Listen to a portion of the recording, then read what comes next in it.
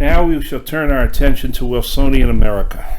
In the election of 1912, the Wilson administration, American culture in the early 20th century, the Great Migration, and the world encroaches on America. Thomas Woodrow Wilson was born to a Scots-Irish family in Staunton, Virginia on December the 28th, 1856. He was the third of four children of Joseph Ruggles Wilson and Jessie Janet Woodrow. His paternal grandparents had immigrated to the United States from Strabane, County Tyrone, which is present-day what many call Northern Ireland or Ulster. He was born, of course, in the South, and moved into Georgia and South Carolina as a young man. He was raised in the heavy Calvinistic Presbyterian religion, and it gave him a streak of strong morality. He was raised in the South, and that also gave him a strong sense of race. He was a very studious young man, matriculated to the North to Princeton University, where he eventually became the president of Princeton University. And then joining the progressive movement of the late 1800s and the early 1900s, he parlayed that into becoming the governor of New Jersey for just one term. And then all of a sudden, he burst upon the national scene as the potential Democratic nominee, as opposed to William Jennings Bryan, who had been the perennial also-ran of the Democratic Party. And from this, he becomes the President of the United States.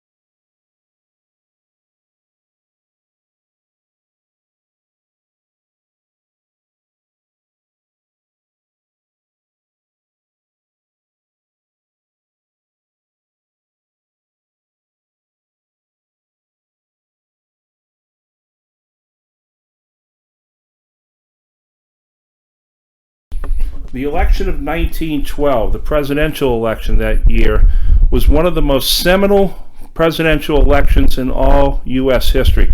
Many who say that 2016 was one of the most interesting years for a presidential election had never heard of 1912, obviously. For here you had William Howard Taft, who was representing and the nominee of the conservative wing of the Republican Party. At the Republican National Convention, many of Taft's operatives had effectively shut out Theodore Roosevelt and his progressive faction. And so Roosevelt and the progressive wing of the Republican Party broke off, had their own convention, and nominated Theodore Roosevelt, who had thrown his hat into the ring in 1912. And when they asked him how healthy he was for another run at the presidency, now 54 years old, he says, "I'm fit as a bull moose." And that became the mantra of the party. It became the Bull Moose Party. Roosevelt's campaign platform was new nationalism, labor, and social reform. As I said, the Democrats were poised to nominate once again William Jennings Bryan, but William Jennings Bryan had lost several times before.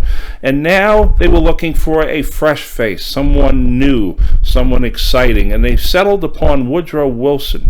William Jennings Bryan, realizing that he was not going to get the nomination, then effectively manages to take over the workings of the Democratic National Convention and puts himself in a position where he will be named Secretary of State if Wilson wins. Wilson's platform, crafted in part by William Jennings Bryan, was called New Freedom. New freedom meant a reduction of tariffs and a prosecution of the big trusts. The election got very heated. It got nasty at times. Taft and Roosevelt basically ended their friendship with each other. And Wilson and Roosevelt, who respected each other but didn't like each other very much, were essentially the two front runners for this race, because the conservative wing of the Republican Party has never been the majority wing of the party. Wilson wins with only 42% of the vote, but 82% of the Electoral College. And you see that William Howard Taft only wins the states of Utah and Vermont. And it shows something. This is the election in which the Republican Party now begins its sharp turn toward the right. And William Howard Taft is very embittered by this whole turn of events for him. However, he's going to be mollified at the end. He's going to settle down at the end, because he'll eventually be named Chief Justice of the United States during the Harding administration. But Taft's son, Robert, will inherit the conservative wing of the Republican Party, the conservative message, the shield, the armor, whatever you want to call it, and he will soon be a major force in politics. Theodore Roosevelt, for his part, is roundly excoriated by the rank and file of the Republican Party and is essentially put into exile for a time, because the progressives, realizing that they had been a little bit too late with their drive for the presidency, essentially fold themselves back into the Republican Party, and this will mean that Theodore Roosevelt will not be the nominee for the Republican nomination in 1916. Wilson is a progressive through and through.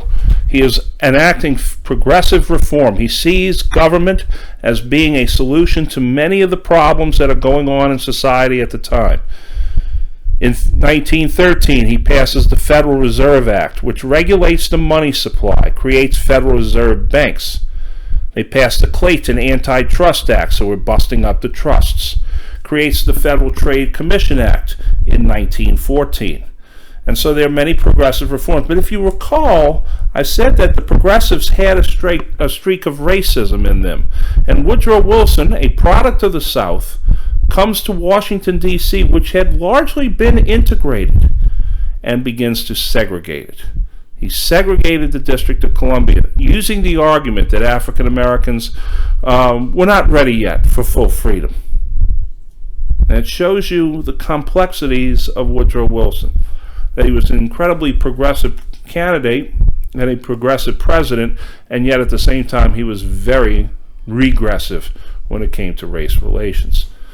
Wilson's first term in office is a rather ho-hum term as far as presidential elections go, and presidential terms go, and in the election year of 1916, Wilson is facing a very strong challenge, not from Theodore Roosevelt, who's been put into the penalty box by the Republicans for his defiance, but Charles Evans Hughes, the former Chief Justice of the United States, who himself is a progressive, in a very close race in which Wilson could easily have lost.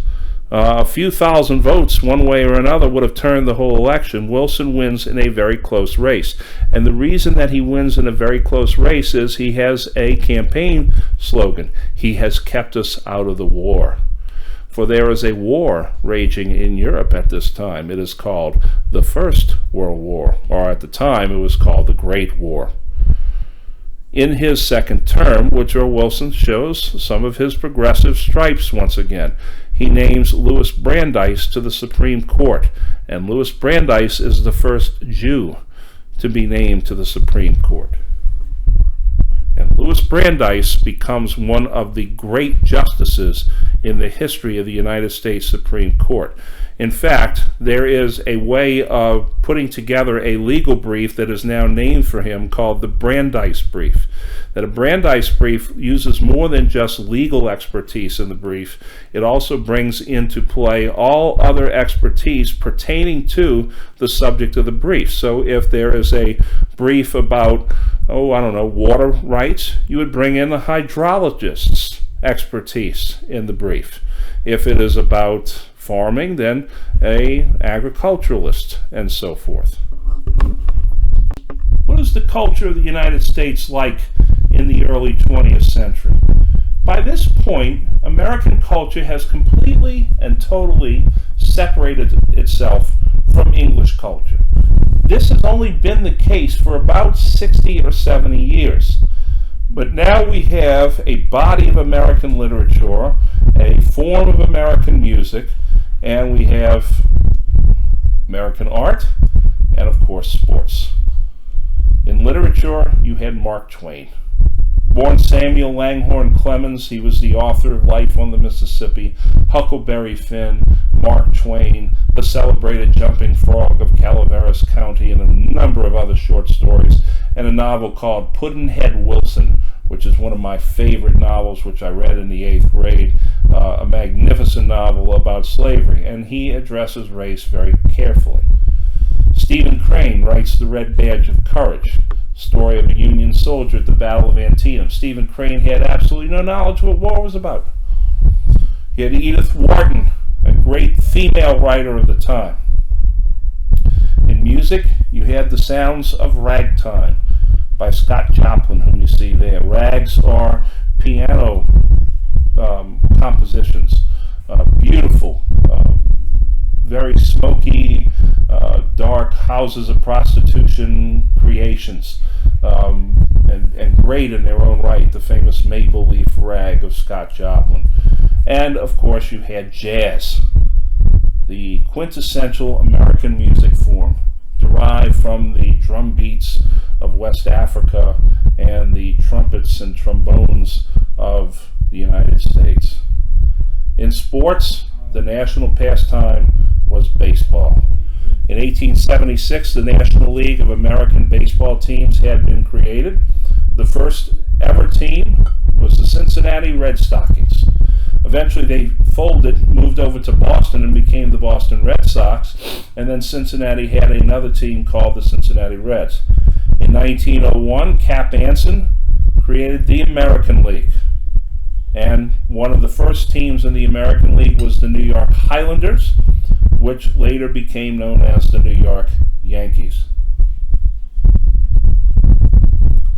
The major leagues from the turn of the century had been restricted to whites because of white-black fights that had happened in the game. It had segregated, and it would not be desegregated until 1947.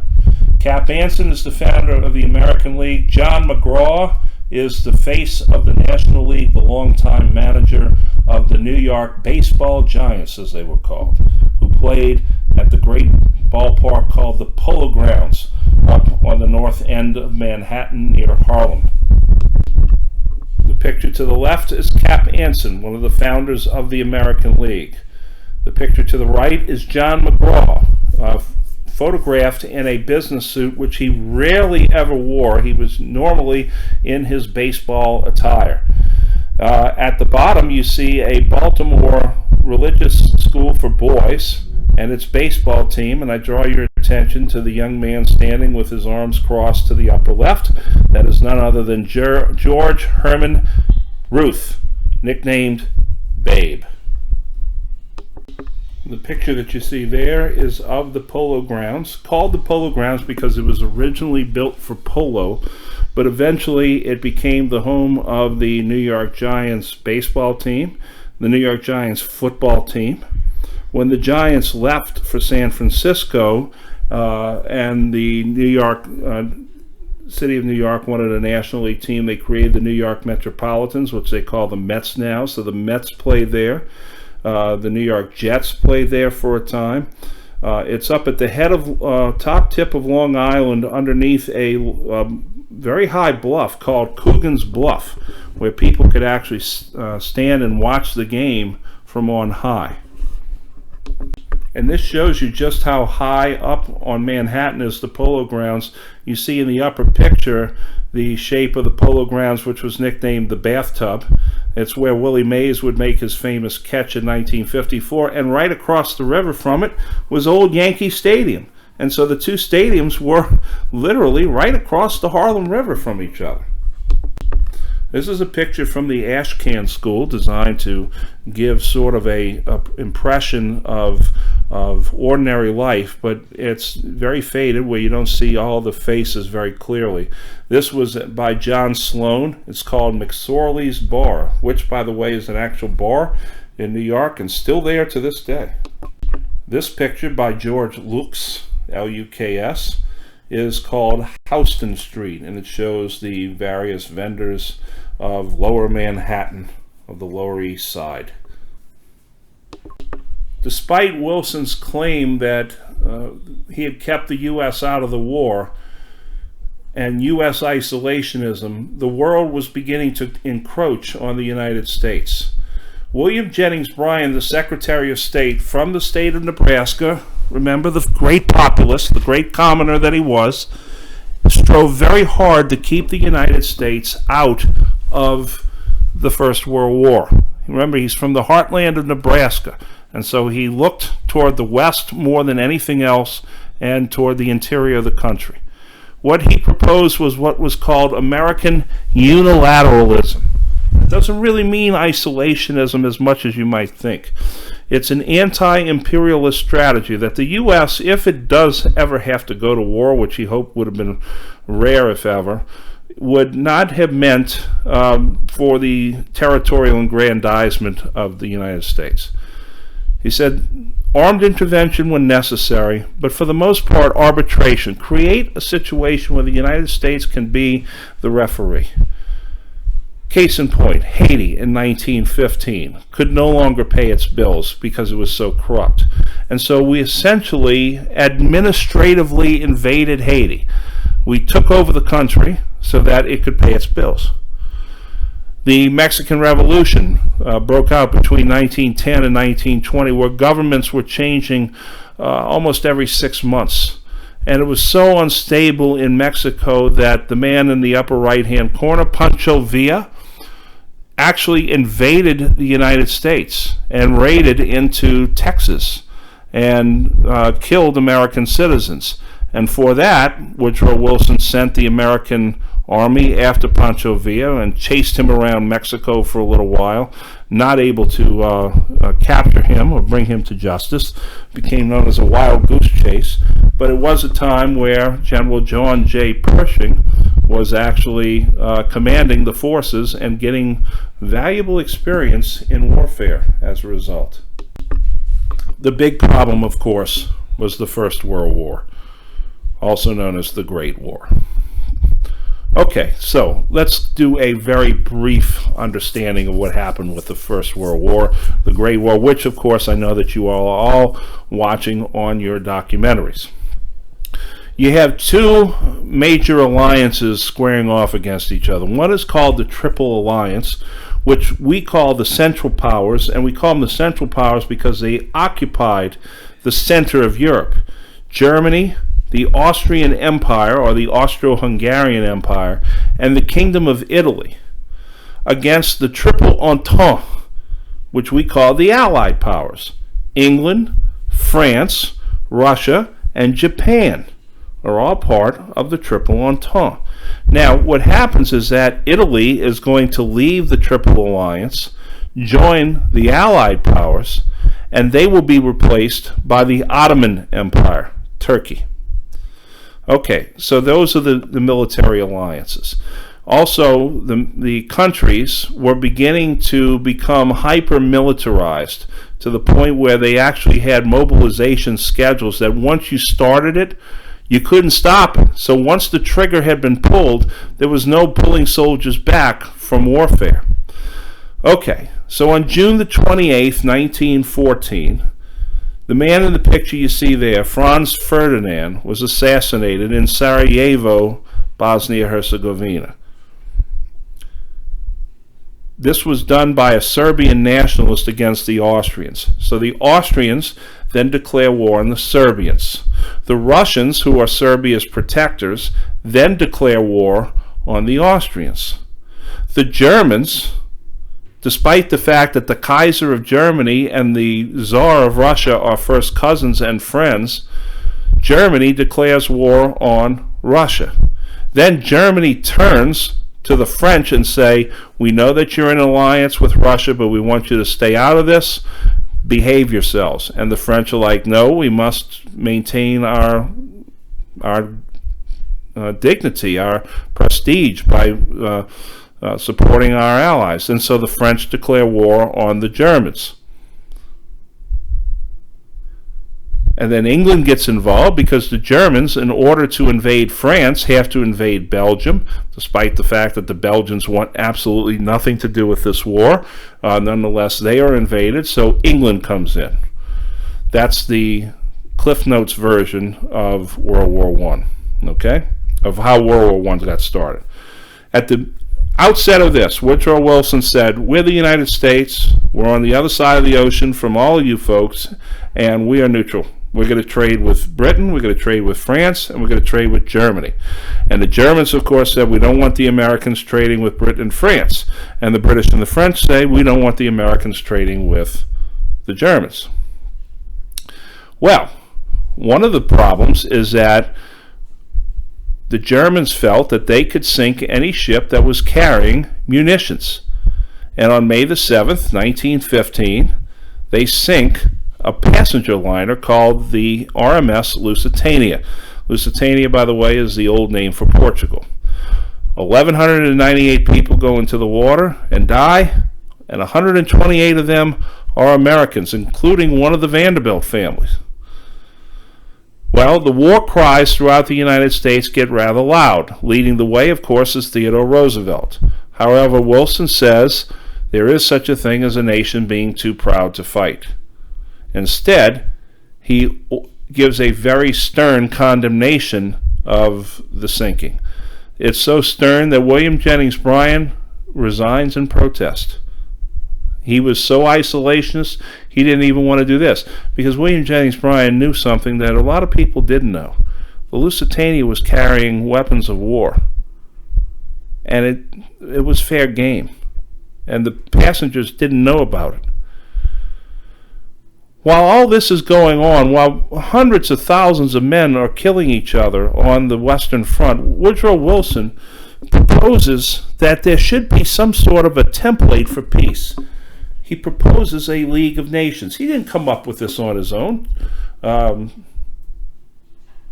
Jane Addams and others had long been proposing leagues of nations to arbitrate disputes and to keep war from happening.